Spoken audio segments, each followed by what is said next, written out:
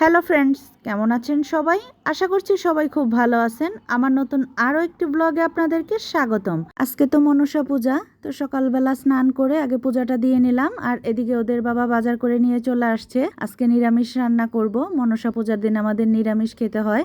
তো নিয়ে আসছে দুধ, বাঁধাকপি, কলা আর 3টা তাল। তো তালগুলো খুব একটা বড় না, ছোট ছোট, এর জন্যই হয়তো বা 3টা তাল নিয়ে আসছে। রান্না করব বুটের ডাল। তো বুটের ডালগুলো ধুয়ে আগে সেদ্ধর জন্য বসাই দিই। প্রেসার কুকারে সেদ্ধ করব ডালগুলো। ডালটা সেদ্ধ বসাই দিয়ে এদিকে বাঁধাকপিটাও কেটে নিছি, সাথে আলু কাঁচামরিচও কেটে নিছি। এখন আগে বাঁধাকপিটা রান্না করে নেই। ফোড়নে দিলাম তেজপাতা আর জিরা।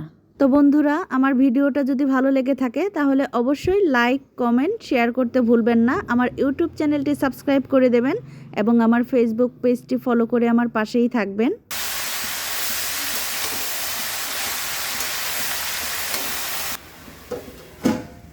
বাঁধাকপিটা কিছুক্ষণ সেদ্ধ হওয়ার পর আলুগুলো দিয়ে দিলাম। এখন তো অফ সিজনের বাঁধাকপি, সেদ্ধ হতেও একটু সময় লাগে, তাই কিছুক্ষণ সেদ্ধ হওয়ার পর তারপর দিলাম আলুটা।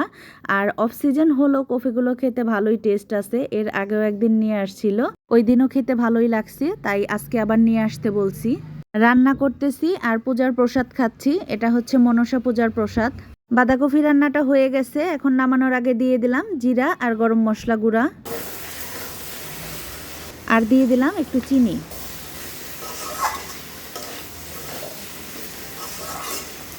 ডালটাও সেদ্ধ হয়ে গেছে। হলুদ আর কাঁচামরিচ দিয়ে দিছি। ডাল রান্নার জন্য ফোড়নে দিয়ে দিলাম তেজপাতা, শুকনা মরিচ, পাঁচফোড়ন, এলাচ, দারচিনি আর আদা।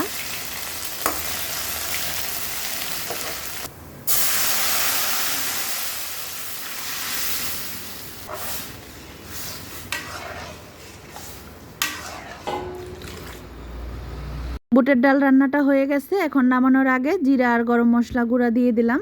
এই জিরা আর গরম মশলা গুঁড়া দিলে বুটের ডালের সেন্টটা খুব সুন্দর হয়। এখন আলু আর উস্তা ভাজি করব। কালো জিরা ফোড়ন দিয়ে দিলাম।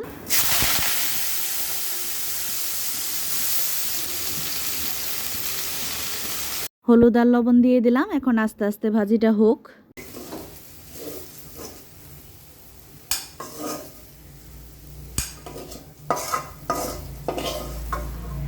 রান্না শেষ করে এখন দুপুরবেলা রুটি বানাইতেছি। আর কেন রুটি বানাইতেছি দুপুরবেলা সেটাও আপনাদের সাথে বলতেছি। আমাদের হচ্ছে মনসা পূজার দিন ভাত খায় না। আমার বাবার বাড়িও শ্বশুর বাড়িও, দুই বাড়িতেই একই নিয়ম। মনসা পূজার দিন ভাত খাওয়া যায় না, সারাদিনই রুটি খেয়ে থাকতে হয়। মানে যে পূজাটা করে বা পূজার অঞ্জলি নেয় তারই ভাত খাওয়া যায় না। তো বিশেষ করে ঘরের মহিলারাই ভাত না খেয়ে থাকে। তো ওরা বাবা ছেলেরা ভাত খাবে, আমি আজকে ভাত খাবো না, এর জন্যই দুপুরবেলা রুটি বানাচ্ছি। আমাদের পাশের বাসায় মনসা পূজা হয়, ওরা পারিবারিকভাবে পূজাটা করে। তো সেইখানে যেই প্রতি বছর অঞ্জলি দেই, আরও অনেকেই অঞ্জলি দেয় ওইখানে। তো ঘরে আর আলাদাভাবে মনসা পূজা করা হয় না। রান্না বান্না শেষ করে চলে আসলাম খাবার টেবিলে। তো এই হচ্ছে আজকে আমার রান্না। বুটের ডাল, বাঁধাকপি আর আলু উস্তা ভাজি, সাথে দুধ জাল দিয়ে নিছি। আর রুটি পরোটা দুইটাই বানাইছি, যে যেটা খায়। যেহেতু ঘরে রুটি বানাইছি, যতই ভাত রান্না করি না কেন আজকে রুটি দেখলে আর কারোরই ভাত খেতে মন চায় না আমার ঘরে। আমার ছেলেও এখন দুপুরবেলা আমার সাথে রুটি খাবে, পরোটা খাবে সে বাঁধাকপি আর বুটের ডাল দিয়ে। আমি যে ভাত রান্না করলাম খাবে কে? রাত্রে খাবো। তুমি যে এখন পরোটা খাচ্ছ। আমার বড় ছেলে খাচ্ছে ভাত, তার আবার একটু ভাত ছাড়া চলে না। আর ছোটজন ভাত খাবে না। রাতে খাবা ভাত? হ্যাঁ। তো বড়জনও এখন ভাত খেয়ে একটা রুটি খাচ্ছে। তা আমরা এখন দুপুরবেলা ভাত রেখে রুটি খাই। তা আমি তো আজকে পূজা করছি দেখে রুটি খাবো, ভাত খাবো না। তো আমার সাথে সাথে এরাও এখন রুটি খাবে।